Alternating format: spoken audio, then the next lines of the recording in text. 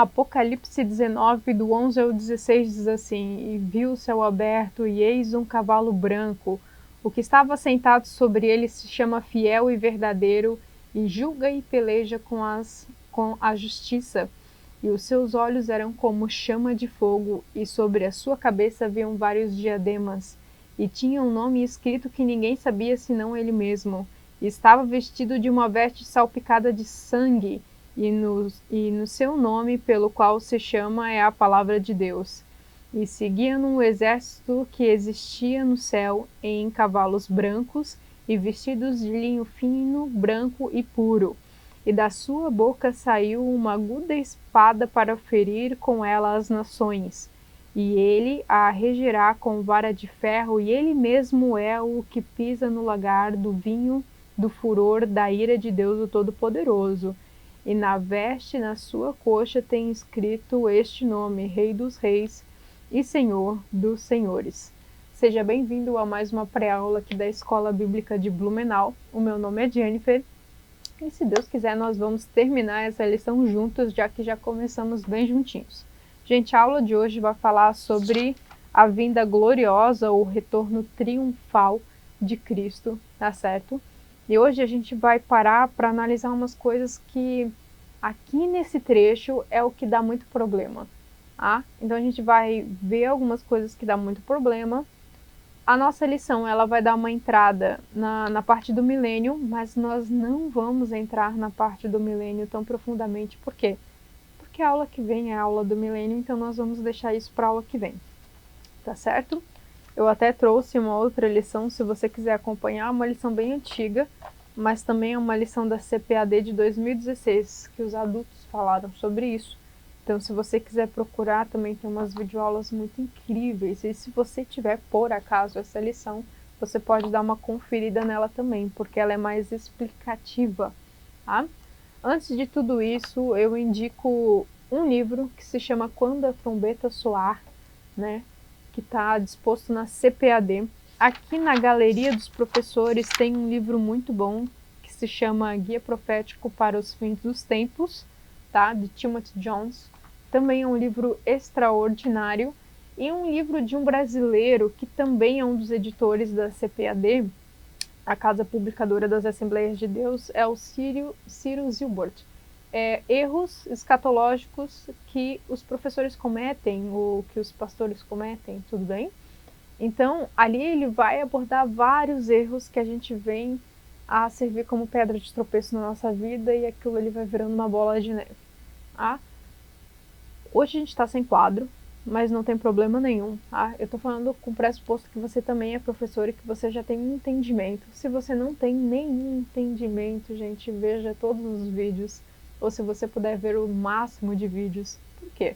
Porque um vídeo vai acrescentando, né, no conhecimento do outro. Tá? Lembrando que a nossa lição está em ordem cronológica dos eventos, tá? Na sua sequência. E hoje, principalmente hoje, a gente vai ter que falar sobre algo que a gente deixa especificamente para essa aula, que é uma coisa que as pessoas deixam passar batido, e aí gera assim na mente das pessoas um nó e assim vai, tudo bem? Então, a primeira coisa, o primeiro tópico está dizendo assim, ó, o que é o retorno triunfal de Cristo, ou a volta triunfal, né, ou a segunda vinda gloriosa, é tudo a mesma coisa, tá, gente? Então, a última etapa da volta de Jesus. Quando as pessoas dizem, porque a gente não tem tanto entendimento se a gente tivesse o quadro aqui, mas você pode pegar o quadro que a gente levou por umas 6 aulas seguidas, o mesmo quadro, nas últimas aulas, tá, que a gente desenhou aqui sobre a nossa lição. Quando a gente fala assim sobre o retorno de Cristo, sobre a vinda do Senhor, a vinda do Messias, nós não estamos falando só do arrebatamento da igreja, né? Então, quando a gente estuda os sinais da vinda de Cristo, não é só relacionado ao arrebatamento da igreja. Quando a gente diz que Cristo está voltando, a volta de Cristo, o retorno do Messias, não é isolado somente ao arrebatamento da igreja. Por isso que aqui a gente divide o retorno do Messias em 2 fases, né? A primeira e a segunda fase. É tudo uma coisa só, gente, só que é em 2 partes, para que haja um entendimento melhor. Então você precisa entender e você precisa passar isso para os seus alunos, que o arrebatamento da igreja, o elemento do arrebatamento da igreja, é o primeiro evento da série de eventos que se chama, que está tudo num pacote só, que é a vinda do Messias, né, o retorno de Cristo. Então tudo se desencadeia, se desenrola, vai acontecer todos os desdobramentos, né, de todas as profecias do fim do tempo, tudo com o primeiro evento, que é o arrebatamento da igreja. Acontecendo o arrebatamento da igreja, acontece todos os desdobramentos de todos os eventos que a gente já vem estudando até agora. Tudo bem? Assim como as ressurreições, que não está na nossa lição, mas as ressurreições também, ela não acontece só uma vez. As ressurreições, o arrebatamento da igreja, que é iminente, você não sabe quando acontece, você não tem uma pista, né, de quando isso vai acontecer, é iminente, pode acontecer a qualquer instante, tá certo? Esse você não tem como prever. Agora, o resto, é por isso que a parábola da figueira não é sobre o arrebatamento da igreja. A parábola da figueira é para Israel. A parábola da figueira é para a segunda vinda gloriosa de Cristo. Né? E como a gente estava dizendo, a gente não tem a doutrina aqui da ressurreição dos mortos, né? Ou do juízo final, como a gente leu em Hebreus 6, não se esqueçam. Tá certo? Essa doutrina a gente teve que botar aqui, né? Então, gente, tudo se desencadeia com arrebatamento. Então, aconteceu o arrebatamento, vai acontecer a série de outras coisas, até porque nesse texto chave que a gente leu aqui, o texto bíblico de hoje, né, que você vai ler em classe, que é o texto básico, é Apocalipse 19, você lembra que no mesmo Apocalipse 19 a gente falou sobre as bodas do Cordeiro, tá certo? Aqui embaixo dura 7 anos, e aí aqui vai dizer a vinda gloriosa. E lembra que ele vem com um exército que também está de linho fino, branco e puro, que se representa como a igreja, porque é a igreja que se veste com vinho, linho branco puro, tá certo? E junto com seus anjos, ok? E aqui a gente vai deixar mais para frente o resto do texto, mas só para você entender, porque às vezes dá uma discordância, né? Porque o arrebatamento vai ser no meio da grande tribulação, no final da grande tribulação, não. Vai ser no começo, tá? Se você estudar bem afim com essas coisas, você vai entender por que vai ser no começo, tá? E aí desencadeia a série de eventos. Enquanto isso, a igreja vai para o céu, onde haverá o juízo para o crente, tá? Que é o julgamento do tribunal de Cristo, que não é só a distribuição de galardões. Você pode perder o seu galardão, mas eu já te adianto, que a gente já falou isso em outras aulas, que é muito simples você ir para o céu. É muito simples você ter um coração para ser salvo. O ladrão da cruz, né, se arrependeu no último instante da vida e foi salvo, tá certo? Então esse contraste ali do arrependimento vindo de encontro com o coração, o evangelho sendo aceito pelo ser humano através do Espírito Santo, essa é a parte fácil, é o começo de todas as coisas, tudo bem? Um coração quebrantado. O que não é fácil é você ter uma caminhada de fé a ponto de desenvolver a estrutura na raiz para crescer em Cristo. Você lembra que nós falamos que Cristo é o fundamento de todas as coisas, e o maior erro do crente é não gastar tempo conhecendo a Cristo, tá certo? Não gastar tempo na presença de Deus, tá? Isso não só, a gente leu isso na parábola dos talentos e das 10 virgens também, mas isso está em 1 Coríntios e também em Salmos 1. Por quê? Está também em Marcos 4, vai falar sobre o fundamento, também em Mateus 13, que é a parábola do semeador, que é muito importante. Gente, por que você precisa gastar tempo na presença de Deus?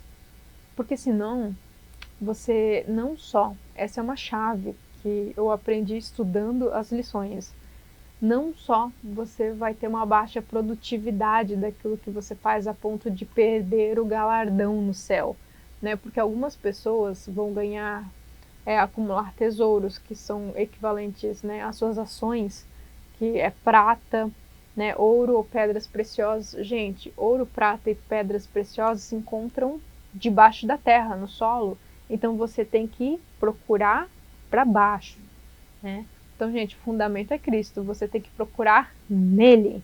Você tem que se infiltrar nele. Você tem que cavar a Deus para procurar essas, né, para você ter isso, essas ações que são ouro, prata e pedras preciosas, né?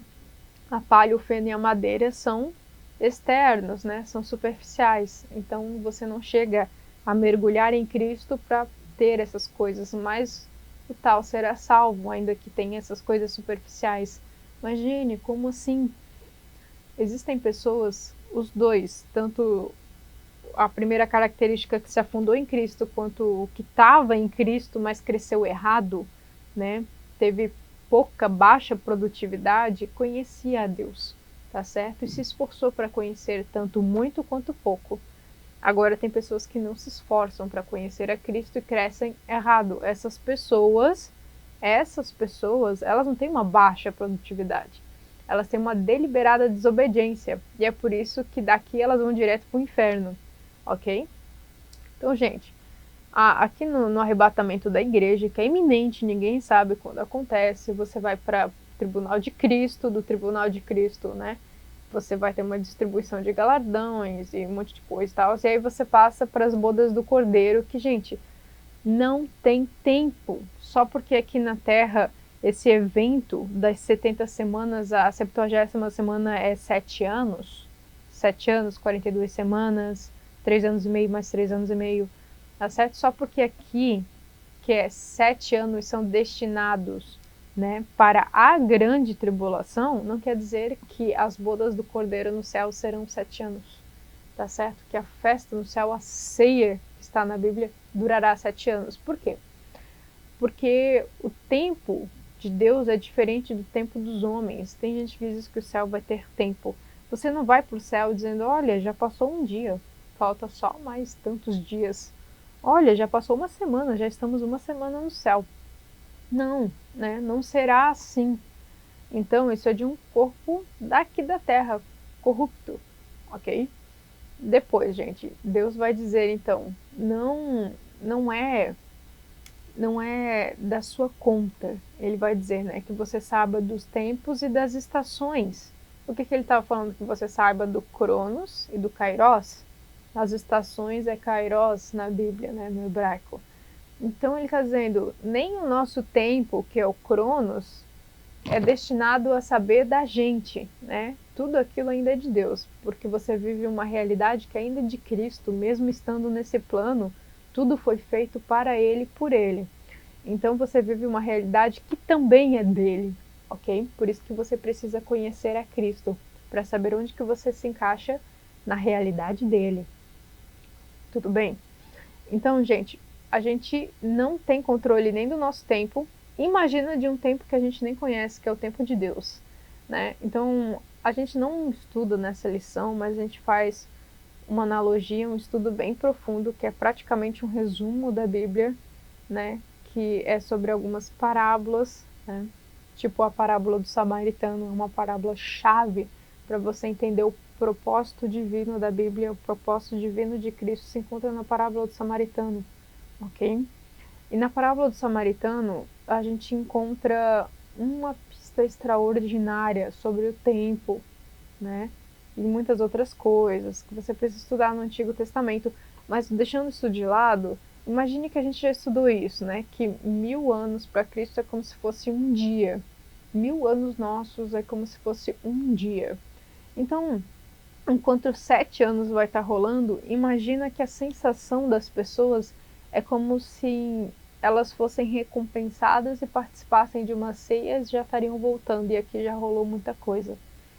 Não tem como saber, tá? Assim também não tem como mensurar se pode ser uma festa que durará para sempre. Ninguém sabe dessas coisas, tá certo? Enquanto tudo isso estiver acontecendo aqui na Terra, né? Aqui até o último tópico da nossa lição é para cumprir aqui, ó, a volta triunfal com a igreja, tá? A volta gloriosa do Senhor, as últimas etapas, os propósitos. Aqui a gente já mencionou, deixa eu ver, para salvar Israel, para cumprir as profecias. Vamos encaixar a profecia aqui. Por que para cumprir as profecias? E a gente tem que separar muito bem essa primeira vinda, tá certo? Esse primeiro aspecto da vinda de Cristo, porque é uma vinda só que tem dois aspectos, o aspecto do arrebatamento e o aspecto da vinda gloriosa. No arrebatamento da igreja, ele não encosta o pé na terra. No arrebatamento da igreja, ele vem de encontro com a igreja nos ares, junto com seus anjos. Tá? No segundo aspecto, que é o aspecto glorioso da sua vinda, já não é mais para a igreja, tá certo? Aqui é para julgamento. Aqui também é para julgamento, mas dos que foram salvos, certo? Aqui é para julgamento das nações. Então ele desce na sua segunda vinda, já junto com a igreja, e Zacarias 14 diz que ele encosta o pé no Monte Olival, no Monte das Oliveiras, do mesmo lugar onde ele saiu. E aí a gente retorna, né, para Atos. Eu acho que até se encontra aqui, ó, na nossa lição, Atos 1:6 e Atos 1:7, que ele vai dizer: do mesmo lugar onde me viste subir, é onde eu retornarei. Então ele virá, né? Voltará junto com a sua igreja e ele encostará os pés de novo no mesmo lugar onde ele saiu. Ele vai voltar e todo olho verá. É nessa situação da sua segunda vinda que todo olho verá. Mas vamos contextualizar, gente. Quer dizer que todos, eu já vi muitas, né, especulação sobre isso, até porque não dá para, né, não dá para você mensurar essas coisas. Mas pense comigo. Um terço da terra, cada trombeta que toca, cada taça derramada, cada selo aberto, né? Cada coisinha que abre é um terço da terra que morre. Então, sei lá, veio um terço morreu, um terço morreu, um terço morreu, um terço morreu, um terço morreu, um terço morreu, um terço morreu. Não vai sobrar muita gente aqui na terra, não, né? Então o negócio vai ficar bem estreito aqui nesses 7 anos, principalmente nos 3 anos e meio, onde Israel percebe que foi enganada e começam as destruições, ok? Então, gente, não vai sobrar muita gente aqui, não. Pode ser que todo olho verá visivelmente, né, carnalmente? Pode ser. Ninguém sabe como é que vai se construir todas as coisas. Acontece que todo o cenário será em Israel, né? Eu tinha um mapa que eu falei na aula passada sobre a Batalha do Armagedon, que a gente vai comentar, que é num cenário da Cisjordânia, ali, né? Onde? Em Israel, Jerusalém. Tudo bem? Agora, gente, a tecnologia vai estar bem avançada. Pensa naqueles filmes onde acontece alguma coisa, todo mundo já vem, tudo quanto é outdoor e painel. Entende? Se for uma transmissão ao vivo, todo olho verá quando ele estiver vindo? Sim, todo olho verá. Então, assim, você pode contextualizar só pensando, tá, gente? Ou pode acontecer de todo olho ver mesmo, tá certo? Então, separando, né, esses dois aspectos aqui, a igreja que vai, ele não deixa de vir, tá? Mas a igreja encontra com ele nos ares, tudo isso no abrir e piscar de olhos, né? No abrir e piscar de olhos, a transformação do corpo, no abrir e piscar de olhos, a ressurreição, tudo muito rápido, tá certo? E aqui na segunda vinda ele vem mesmo para todo o olho ver essa situação. E ele vem no cenário que é Jerusalém, tá? Do mesmo lugar onde ele saiu, no Monte das Oliveiras. Separando essa história, tá certo? Aqui a gente viu os dois aspectos, vimos o aspecto do tempo aqui, ok? A gente percebeu que você aprendeu, que você vai passar para os seus alunos, que a primeira vinda e a segunda vinda fazem parte só de uma vinda, que é o retorno de Cristo. Então, o retorno de Cristo começa com o arrebatamento e termina com a vinda gloriosa. Os dois têm propósitos diferentes. A primeira vem para tirar a igreja, porque nós já estudamos ao decorrer dessa lição que Deus não julga o ímpio com o justo, né? Na localização ali de Ló, né? Ele julgou todo mundo separado, tá certo? Então, gente, Deus não faz essas coisas, até porque ele diz que eu vou te livrar na hora da, né, tribulação e não na tribulação. Então Deus retira a igreja antes mesmo de acontecer todas as coisas. Ela não vai ser julgada, nem passará por nada disso, tá certo? Bom, aconteceu essa situação, vamos passar para a vinda gloriosa e esse aspecto aqui que eu vou trazer já para cá, tá? Que é ali no tópico 2, o subtópico 3, que diz assim, ó, para um dos propósitos é para cumprir as profecias. Aqui a gente separa de novo, tá? Porque você tem que entender algumas coisas, né? Quando você lê alguns textos sobre a vinda de Cristo, você precisa separar o aspecto do arrebatamento e o aspecto da vinda gloriosa dele no final da grande tribulação. Por quê? Porque você não tem como, tem textos que você unir não tem anexo nenhum, tá certo? Por exemplo, o texto de Tessalônica, 1 Tessalonicenses 5 ou 3 agora. Ele não tem nada a ver com esse texto que a gente leu de Apocalipse 19:11. Por quê? Porque o texto de Tessalonicenses está falando especificamente do arrebatamento, né? Porque o texto dá a se entender que é totalmente iminente. Aqui não é iminente, aqui todo olho verá, aqui o olho nenhum verá, tá certo? Eu vou explicar um negócio para você entender como que ninguém vai entender o arrebatamento da igreja. Somente a igreja é que vai ouvir a trombeta soar, somente a igreja é que vai ver essas coisas. Na conversão de Paulo, quando ele era Saulo de Tarso, que estava indo para Damasco, né, na estrada de Damasco, ele teve um encontro com Cristo, tá certo? Como é que foi esse encontro, gente? Esse encontro foi só para Paulo. A revelação que ele teve foi só para Paulo, tudo bem? As pessoas, ele que estava tendo a revelação. As pessoas que estavam, ele não estava sozinho indo para Damasco, ele tinha gente com ele. As pessoas que estavam com Paulo olhavam Paulo e não entendiam nada, tudo bem? Quem é que teve a revelação do céu? Quem foi para o terceiro céu no arrebatamento ali? Paulo. E tudo ali foi feito com Paulo, tudo bem? Só Paulo viu, só Paulo ouviu. Só Paulo sentiu, tá certo? O resto do pessoal que estava indo para Damasco não entendeu nada, mas também não viu nada, não percebeu nada, ok? Então, gente, a mesma coisa é o arrebatamento, por isso que ele é iminente, ok? Ninguém vê, todo mundo vê. Depois, para cumprir as profecias. As profecias, tá certo? Sobre arrebatamento da igreja, o arrebatamento, o primeiro aspecto que vai desencadear todos os eventos, né, da vinda de Cristo, a vinda é uma só. O arrebatamento da igreja, ele não é mencionado no período veterotestamentário, que é o Antigo Testamento. O arrebatamento não é mencionado no Antigo Testamento, ele só é mencionado no Novo Testamento a partir da pessoa de Jesus. Jesus é a primeira pessoa que vai esclarecer que ele vai voltar e vai levar a sua igreja.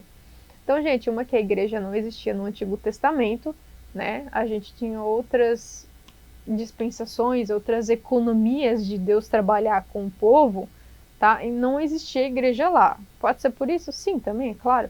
Mas, gente, então, o fato é que arrebatamento da igreja não aparece no Antigo Testamento. O que aparece no Antigo Testamento sobre a vinda de Cristo é a vinda gloriosa. Por quê? Porque está relacionado a Israel. Então, por isso que aqui fala para cumprir as profecias, né, dos profetas sobre a vinda de Cristo. Então, quando no Antigo Testamento você for para ler o Antigo Testamento, enquanto você lê a Bíblia, ter alguma profecia, principalmente as profecias, né, Zacarias, as profecias de Jeremias, né, as profecias de Isaías, enfim, quando você for puxar de Daniel, todas essas sobre a vinda de Cristo, é a vinda gloriosa, tudo bem? É o aspecto da vinda gloriosa de Cristo no Antigo Testamento. Então, quando ele vier, tudo aquilo que foi dito lá atrás, pelos profetas, vai se cumprir nesse segundo aspecto da vinda de Cristo, não no primeiro, não no arrebatamento. Vamos, né, distinguir bem essa situação. Na aula passada, a gente viu um pouquinho sobre como que Israel vai ser encurralado no Vale de Megido, não sei como é que se pronuncia direito isso aqui em português, tá certo? Mas onde acontece essa batalha do Armagedon, porque um dos propósitos da segunda vinda é inteiramente para julgar as nações, livrar Israel e julgar também, né, dar um juízo na na tríade satânica que vai haver ali, né? Que é o falso profeta, tudo bem? O falso profeta, a besta e o dragão, a antiga serpente que é Satanás, tudo bem? Então ele vem dar um juízo para esses três, ok? Então Cristo vem. Agora eu quero trazer esse aspecto de novo. Vamos voltar um pouquinho à aula passada ao cenário na nossa mente, tá certo? Deu os 3 anos e meio, a tribulação são 7 anos. Deu os 3 primeiros anos e meio, tá certo? Israel, no começo da tribulação, fez um tratado de paz com o anticristo, que não é uma pessoa predestinada, tá certo, gente? É uma pessoa comum, que vai, determinado passar do tempo, vai descobrir que ele tem um propósito maligno, tá? Mas não é a encarnação do diabo que encarnou nele, é uma pessoa maligna, tá bom? Que o diabo vai usar essa pessoa. É pessoa, ok? Então, gente, essa pessoa ela não nasce anticristo, tá? Ela se torna, assim como Judas não nasceu traidor, ele se tornou traidor. A mesma coisa o anticristo. Então, o anticristo vai manipular, né, todas as coisas. E no final, ali no passar-se 3 anos e meio, onde vai estar tudo top, a economia, já pensou, uma galera vai sumir da terra com o arrebatamento da igreja, então as coisas vão funcionar, vai ter menos gente, vai sobrar coisa, entendeu? Vai sobrar carro, vai sobrar casa, vai sobrar um monte de coisa. Gente, passou-se esses 3 anos e meio, tá? O falso profeta, ele vai colocar a imagem do anticristo dentro do templo, né, em Jerusalém, tá certo? Para ser adorado, onde então o pessoal de Israel vai perceber que foi enganado. Por quê? Porque eles não vão adorar outro Deus, a não ser o Messias.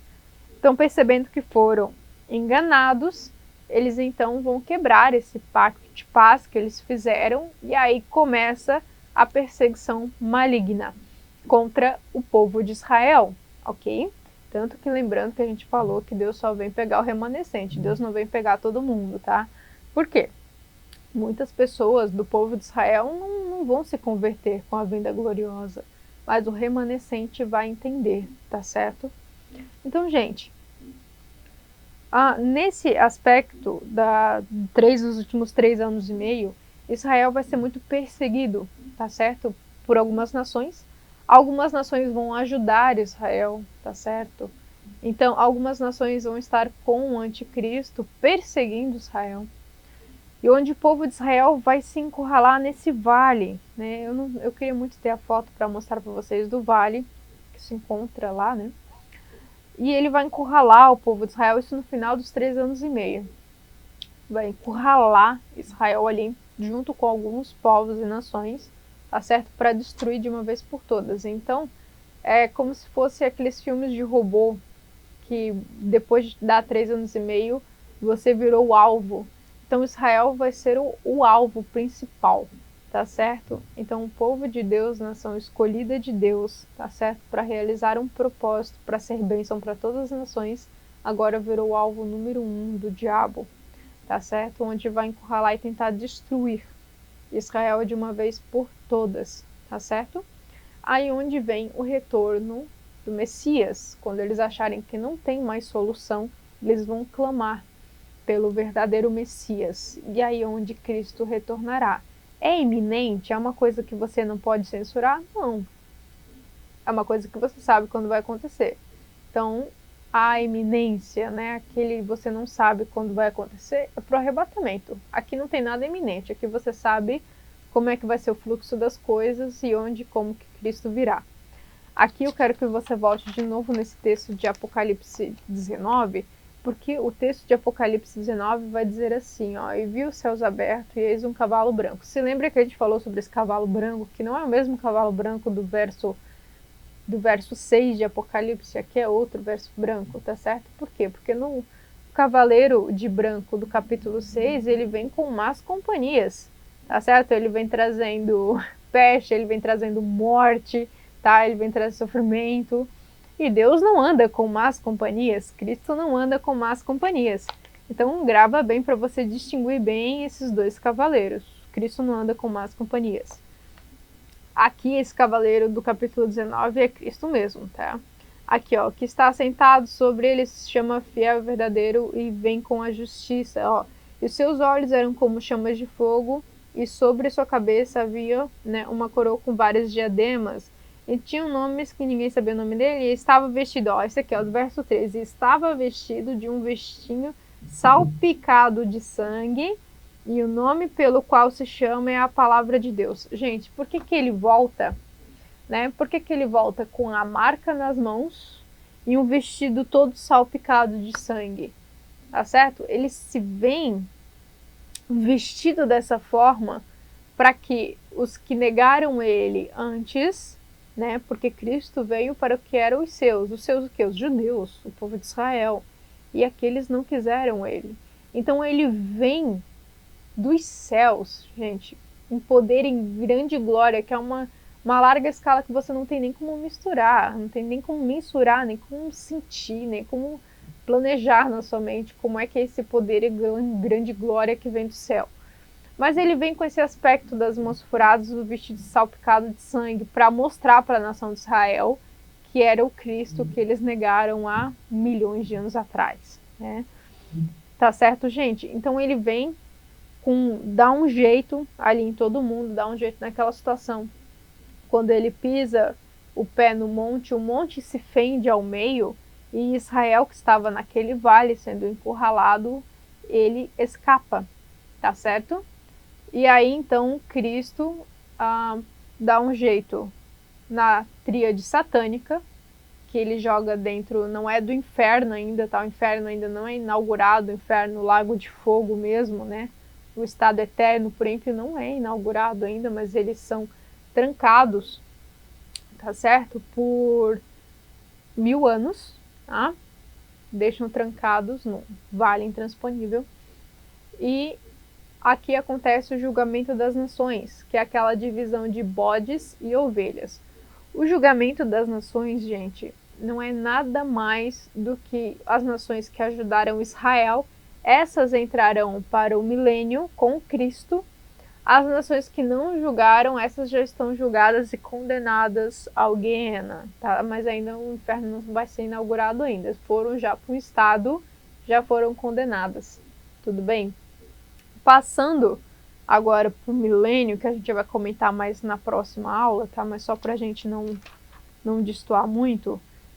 Passando para o milênio, haverá pessoas sim que vão morrer no milênio, mas diz que a condição do nosso corpo, tá? Mas, Jenny, tem pessoas que podem te perguntar isso, tá? Mas, Jenny, como que a Terra vai estar toda destruída? A Terra vai estar toda destruída. Você lembra que a gente leu essa profecia na aula passada? Tá certo? Eu confiro você na aula passada a profecia que a gente leu sobre a nação de Israel e a restauração das nações, tá? E a restauração do mundo. Como é que a terra toda destruída com todos os juízos de Deus, ela vai estar apta para ser toda renovada, toda restaurada, assim como a mente, né? A mente dos animais e das coisas vai estar toda restaurada. Haverá um intervalo que não está na nossa lição de 75 dias de restauração ali, tá certo? E depois Cristo retorna. Ninguém sabe como vai ser essa interligação, por quê? Cristo e a igreja glorificada já tem um corpo glorificado. E você vai habitar junto com um povo que não é glorificado, é um corpo mortal das pessoas. Então, sim, haverá pessoas que vão continuar, gente, sem ação maligna, porque o diabo e toda a renca dele vão ser presos por 1000 anos. Só que essas pessoas, claro, elas vão demorar um tempo para morrer, ali vai ser restaurado, né, a virtude ali das pessoas de durar um pouco mais. Só que esse milênio com Cristo também é para provar que o homem longe do diabo também é ruim, tá certo? Então, por que Cristo, depois dos 1000 anos, ainda solta o diabo por um pouco de tempo? Para provar essa gente, tá certo? Então Deus, na sua soberania, ele ainda solta o diabo para fazer um último serviço. Tá? Então o diabo é extremamente controlado por Deus. Nada foge, né, dos seus planos, nada foge do seu controle, ok? Então, gente, ainda tem gente ali que não vai servir a Deus, tem gente que não vai acreditar na soberania de Deus, tá? o milênio não é o céu ainda, ok? O milênio não é o estado eterno. O milênio ainda é um estado terreno, onde ainda existe o pecado, ok? Vamos dar uma revisãozinha: o destino da Trindade satânica para a destruição dos ímpios, as nações, para salvar Israel, já comentamos. Vamos lá, o julgamento das nações, já comentamos. A implantação do reino milenar, demos uma breve comentadinha, mas vamos comentar na aula que vem. E encerrou-se a lição. Aqui eu vou ler para vocês, tem as questões, né, em classe, mas as questões dos livros dos adultos é bem interessante. Olha só. Com quem Jesus voltará depois das bodas do Cordeiro? Essa aqui é a lição dos adultos, tá? Com quem Jesus voltará depois das bodas do Cordeiro? Ele voltará com a sua igreja glorificada e com os anjos. Qual será a recompensa dos ímpios? A morte. Tudo bem? Quanto tempo durará a batalha do Armagedon? Um período de tempo. Para onde irão os que foram derrotados na batalha do Armagedon? Vão para o inferno. Tá certo? Quem estará no milênio com Cristo? As nações que ajudaram Israel. Tudo bem? Então, essas aqui são perguntas além, né, que você pode dar uma procurada. Mas eu indico esses livros. Na aula que vem eu vou trazer mais livros, mas eu indico esse livro mesmo, Quando a Trombeta Soar. É um livro extraordinário da CPAD que você, se você puder, você poderia ter em casa. Existe um curso do Luciano Subirá, né, sobre escatologia bíblica que você deveria fazer. É hiper baratíssimo, um curso online na orvalho.com, tá certo? E, claro, existem muitos vídeos, né? O pastor Lamartine Possela fala muito sobre isso, tá certo? Até alguns pastores de Campinas, né? Nós temos um pastor de Campinas, deixa eu ver aqui o nome dele, para passar para vocês, porque ele dá aula da lição da escola bíblica, me deu aula em Campinas, tá? E ele não deixa escapar nenhuma lição. EBD, um canal de bênção para você. Então, o canal EBD, tá? Também é um canal extraordinário que eu amo muito. O pastor Agnaldo Betti, né? Ele é da Assembleia de Deus de Campinas e ele trabalha há muitos anos no Ministério de Ensino. Tá? Então, todas as lições, as mais antigas que você pode imaginar, estão, né, em playlists separadas no canal dele também. Então, ele fala bem certo algumas coisas, bem mais esmiuçantes, até para você, se você quiser, né, se inserir mais nesse mundo, você tem que gastar muito tempo, porque o futuro, ele fala exatamente a condição do nosso presente. Então, para você não se escandalizar, não se passar, não se revestir com medo, e sim com Cristo e com a sua esperança, você precisa conhecer o desfecho das coisas, até para você saber como andas nesse mundo, tudo bem? E como que você deve reagir às coisas e apressar a vinda de Cristo, fazendo suas contribuições, ok? Contribuições que eu digo de ação, não de dinheiro. Gente, é isso. Pastor Ciro Gilbert também é um professor da CPAD, grande mestre, que também ele tem as suas playlists sobre escatologia e fins dos tempos separados na sua página no YouTube, né? Então eu espero mesmo que você, né, adquira todas essas coisas. Mas fiquem com Deus, em nome de Jesus, até a próxima semana.